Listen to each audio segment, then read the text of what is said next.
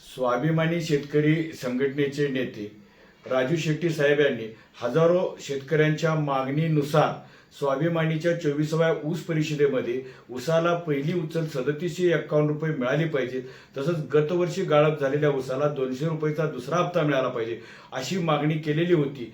परंतु सांगली जिल्ह्यामध्ये अद्याप कोणत्याही साखर कारखान्याने याबाबत कोणत्याही दराची जाहीर घोषणा केलेली नाही।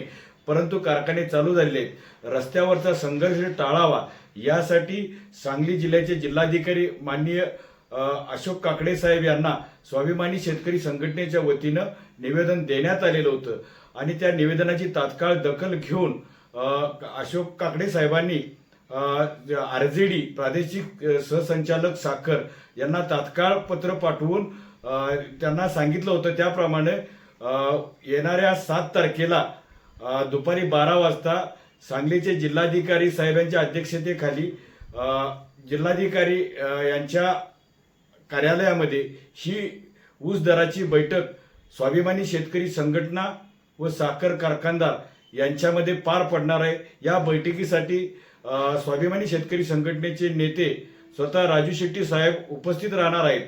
तसंच माझं कारखान्यांना आव्हान आहे की तुम्ही प्रतिनिधी न पाठवता तुम्ही स्वतः या बैठकीसाठी उपस्थित राहा।